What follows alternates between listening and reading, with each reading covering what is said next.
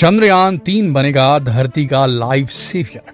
जी हाँ दोस्तों, चंद्रयान-3 केवल एक मिशन नहीं बल्कि एक गेम चेंजिंग मिशन है, क्योंकि इसरो ने चंद्रयान-3 में एक ऐसा सीक्रेट इक्विपमेंट छिपा कर लगा दिया है जो कि धरती को नष्ट होने से बचा सकता है। इस इक्विपमेंट से मिलेगा ऐसा डेटा जिसे सुनकर ही पूरी दुनिया हैरान रह जाएगी। चंद्रयान-3 का ये इक्विपमेंट पूरी मानव जाति के लिए फायदेमंद साबित हो सकता है। आखिर कौन सा है ये इक्विपमेंट और ये किस तरह मानव जाति को बचा सकता है, आज के वीडियो में हम इसी टॉपिक पर चर्चा करने जा रहे हैं, तो वीडियो को अंत तक जरूर देखिए। दोस्तों, नासा ने 1969 में चांद की सतह पर पहली बार कदम रखा और एस्ट्रोनॉट वहां से सैंपल के रूप में वहां की मिट्टी और चट्टानों के टुकड़े लेकर आए। जब नासा ने इस मिट्टी की जांच की तो पता चला कि मिट्टी बिल्कुल सूखी है, इसमें पानी का कोई भी अंश मौजूद नहीं था और नासा ने घोषणा कर दी कि चांद पर कहीं भी पानी मौजूद नहीं है। लेकिन फिर जब भारत ने चंद्रयान-1 को चांद की खोज पर भेजा तो पता चला कि चांद की सतह पर बर्फ के रूप में पानी मौजूद है। बाद में नासा को भी इस बात को मानना पड़ा। इसके बाद नासा ने 2009 में लूनर रिकनेसेंस मिशन में ये बात पूरी तरह साफ कर दी कि चांद की सतह पर बर्फ के रूप में पानी मौजूद है। इस तरह इसरो ने नासा को गलत साबित कर दिया। दुनिया को भी यह मानना पड़ा कि नासा हर बार सही नहीं हो सकता, इसीलिए वो खुद को भगवान समझने की गलती न करे। चंद्रयान-1 ने चांद की सतह पर हाइड्रोक्सिल मॉलिक्यूल्स की खोज की थी, जो कि पानी बनाने के लिए जिम्मेदार होता है। इस खोज में पता चला कि चांद की सतह पर कई जगह पर हाइड्रोक्सिल मॉलिक्यूल मौजूद है।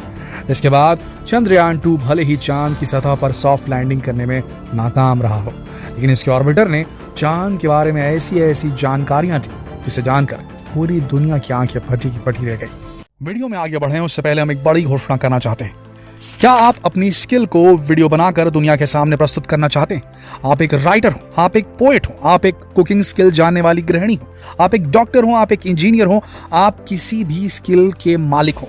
क्या आप अपनी स्किल्स को वीडियो बनाकर दुनिया के सामने पेश करना चाहते हैं? अगर हाँ, तो नॉलेज टीवी हिंदी यूट्यूब के इतिहास में पहली बार लेकर आया एक ऐसा हिंदी यूट्यूब कोर्स जो आपको सिखाएगा मोबाइल से प्रोफेशनल यूट्यूब वीडियो बनाना, सीक्रेट टिप्स जिससे आप अपने वीडियोस पर मिलियंस ऑफ व्यूज अट्रैक्ट कर सकते हैं, हैंडल कैसे करना है कॉपीराइट इश्यूज को, सिनेमैटिक इफेक्ट्स कैसे डालने हैं, एनिमेटेड फॉन्ट्स कैसे इस्तेमाल किए जाते हैं, एडवांस एडिटिंग क्या होती है। साथ ही हम आपको देंगे प्राइवेट ग्रुप का वो सपोर्ट जो आपको आपके यूट्यूब अकाउंट बनाने से लेकर के पहला यूट्यूब चेक प्राप्त करने तक आपके साथ रहेगा। तो अभी क्लिक कीजिए डिस्क्रिप्शन में दिए लिंक को और बन जाइए यूट्यूब जर्नी में हमारे हमसफर।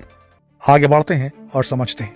अब पूरी दुनिया के नजरें इसरो के चंद्रयान-3 मिशन पर जमी हुई है, क्योंकि इसे चंद्रयान-2 का ही फॉलोअप मिशन कहा जा रहा है।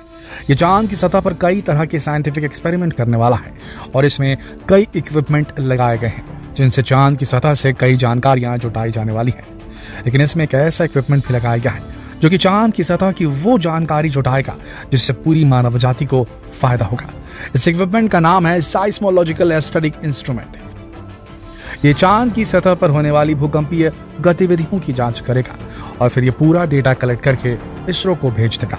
लेकिन अब ये सवाल आपके मन में उठ रहा होगा कि भाई, भूकंप तो चांद की सतह पर आ रहे हैं, फिर पृथ्वी पर इससे खुशी की लहर क्यों मनाई जा रही है? तो देखिए, पृथ्वी पर भूकंप किस लिए आते हैं? क्योंकि पृथ्वी के अंदर की गर्म कोर की वजह से वहां कोई ना कोई हलचल होती रहती है। और इसी तरह चांद की सतह पर होने वाली भूकंपीय साइस्मोलॉजिकल एक्टिविटी का सही पता लगाया जा सके तो ये पता चल जाएगा कि चांद का कोर अब भी गर्म है या नहीं। इसका सीधा सा मतलब है कि अगर चांद की कोर अब भी गर्म है तो चांद की सतह के अंदर ऊर्जा मौजूद है। हम धरती पर इस ऊर्जा को जियोथर्मल एनर्जी कहते हैं। और अगर चांद की सतह की कोर अब भी गर्म है तो ऐसे में वहां मौजूद जियोथर्मल एनर्जी या यूं कह लें लूनर थर्मल एनर्जी का इस्तेमाल बिजली बनाने के लिए किया जा सकता है। पृथ्वी पर भूकंपी गतिविधियों को नापने के लिए साइस्मोग्राफ का इस्तेमाल किया जाता है।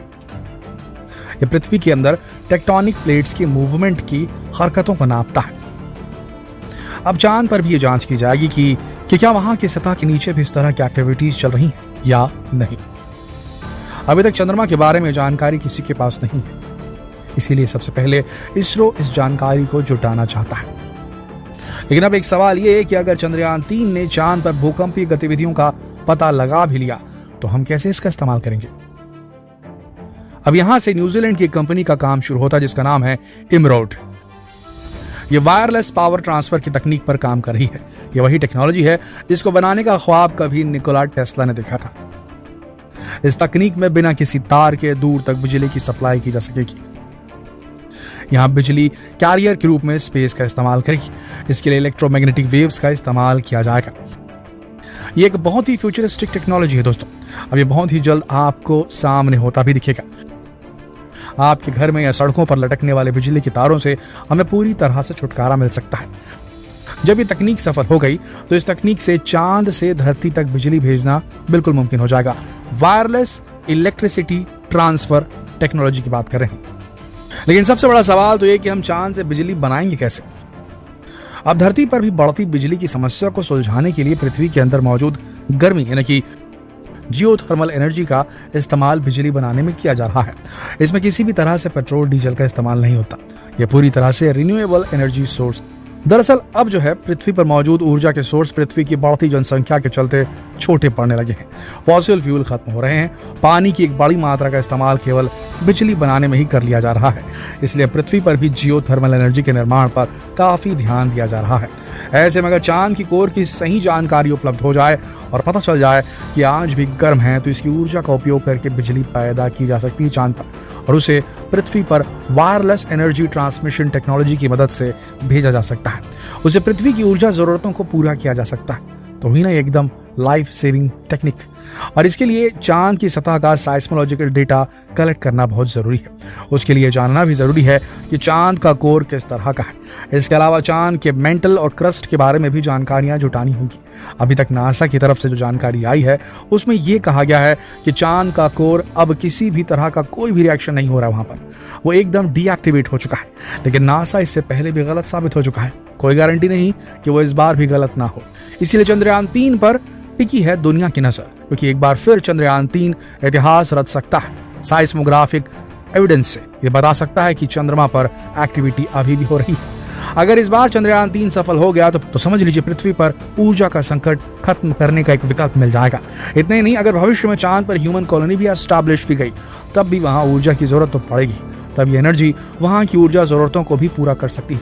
इसलिए चंद्रयान 3 को मानव जाति के लिए एक गेम चेंजिंग मिशन भी कहा जा रहा है। दोस्तों, इसके अलावा भी चंद्रयान 3 अपने साथ कई तरह के इक्विपमेंट लेकर गया जो कि चांद की सतह की पूरी पोल खोल करने वाले हैं। और इसलिए भारत का मिशन पूरी दुनिया की नजर में आ चुका है। और नासा से लेकर रॉसकॉस्मोस तक सभी को 23 अगस्त का इंतजार है, जब ये मिशन चांद की सतह पर पहुंचकर वहां सॉफ्ट लैंडिंग की कोशिश करेगा। और इसकी सफलता पूरी मानव जाति के सर पर मंडरा रहे ऊर्जा संकट का समाधान कर देगी। दोस्तों, आपको क्या लगता है, क्या बिना तारों के चांद से पृथ्वी तक बिजली लाना संभव हो पाएगा? क्या कभी हमें अपने आसपास लटक रहे तारों से मुक्ति मिल पाएगी? इसमें चंद्रयान 3 सफल हो पाएगा या नहीं? अपने विचार कमेंट सेक्शन में लिखकर जरूर बताएं। जितना हो सके इस वीडियो को शेयर करें फेसबुक पर, व्हाट्सएप पर, यूट्यूब पर।